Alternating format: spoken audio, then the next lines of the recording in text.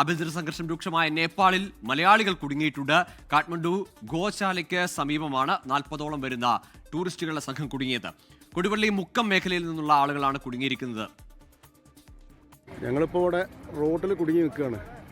ഞങ്ങൾ ഹോട്ടലിലേക്ക് പോകാൻ പറ്റുന്നില്ല. ഇനി എന്താണ് എന്നുള്ളത് അറിയില്ല. ഇവിടെ കർഫ്യൂ ആണ്. മറ്റു വാഹനങ്ങളൊന്നും റോഡിലില്ല. റോഡൊക്കെ കാലിയാണ്, വിജനമാണ്. ആളുകളിങ്ങനെ പതുക്കെ അവിടെയും ഇവിടെയൊക്കെ ഇങ്ങനെ കൂടി നിൽക്കുന്നുണ്ട്. പ്രശ്നം അതിരൂക്ഷമാണെന്നാണ് നമ്മൾ പറയുന്നത്. നമ്മളെ വണ്ടികളൊക്കെ ഇവിടെ സൈഡാക്കിയിട്ടാണ്. കുറേ ടൂറിസ്റ്റ് വണ്ടികളുണ്ട് ഇവിടെ. നമ്മൾ ആളുകളൊക്കെ അതും ഇവിടെ നിൽക്കുകയാണ്. ഇപ്പോൾ തൽക്കാലം ഒരു രക്ഷയില്ല എന്നാണ് ഇവർ പറയുന്നത്. ഹോട്ടലിലേക്ക് വരെ എത്താൻ മാർഗ്ഗമില്ലാത്തൊരവസ്ഥയാണ്.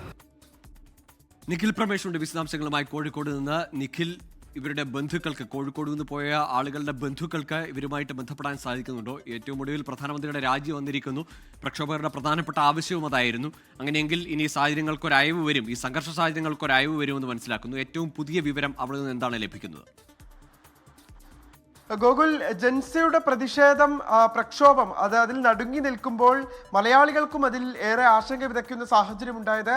കോഴിക്കോട്, മലപ്പുറം ജില്ലയിൽ നിന്നടക്കം പോയ ഏതാണ്ട് 40ഓളം പേർ തെരുവിൽ കുടുങ്ങിക്കിടക്കുന്നു എന്നുള്ള വാർത്തയായിരുന്നു ഇന്ന് പകൽ പുറത്തു വന്നത്. അല്പസമയം മുൻപ് പക്ഷേ അവരെയൊക്കെയായി ബന്ധപ്പെടാൻ കഴിയുമ്പോൾ ഇപ്പോൾ ഒരു ആശ്വാസകരമായിട്ടുള്ള സാഹചര്യമുണ്ട്. മുക്കം, കൊടിയത്തൂർ, കൊടുവള്ളി, അരീക്കോട് മേഖലകളിൽ നിന്നുള്ള ഏതാണ്ട് 40ഓളം പേരാണ് ഈ സംഘത്തിലുണ്ടായിരുന്നത്.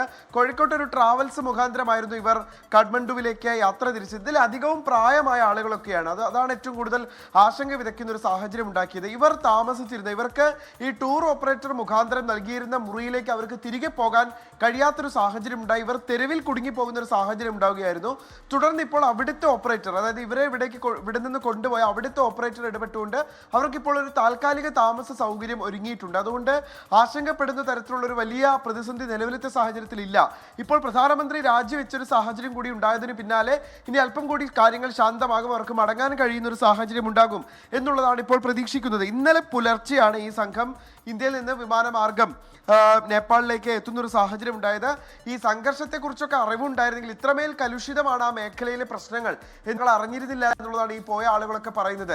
ഇതിലൊരാളുമായി അല്പസമയം മുൻപ് ഞാൻ ബന്ധപ്പെട്ടിരുന്നു. അദ്ദേഹവും പറയുന്നത് ഇപ്പോൾ ഞങ്ങൾ സുരക്ഷിതരാണ്, മറ്റ് പ്രശ്നങ്ങളില്ല. ഇവിടുത്തെ ഓപ്പറേറ്റർ ബന്ധപ്പെട്ടുകൊണ്ട് ഞങ്ങളെ മറ്റൊരു റൂമിലേക്ക് മാറ്റിയിട്ടുണ്ട്. എത്രയും വേഗം നാട്ടിലെത്താൻ വേണ്ടിയുള്ള ഇടപെടൽ നടത്തണമെന്നുള്ള ആവശ്യം ഉന്നയിക്കുന്നു. MLA ലിൻഡോ ജോസഫും അതോടൊപ്പം തന്നെ ജില്ലാ കളക്ടറും ഇക്കാര്യത്തിൽ അവർക്ക് വേണ്ടി ഇടപെടുന്നു എന്നുള്ള വിവരങ്ങളാണ് ലഭ്യമായിക്കൊണ്ടിരിക്കുന്നത്. ലോകത്തെവിടെയായാലും ഏത് സമയത്തും 24 വാർത്തകളും ഓഗ്മെന്റഡ് റിയാലിറ്റി പാക്കേജുകളും എക്സ്പ്ലെയിനറുകളും വിശദമായി കാണാൻ ഞങ്ങളുടെ യൂട്യൂബ് ചാനൽ നിങ്ങൾക്ക് സബ്സ്ക്രൈബ് ചെയ്യാം.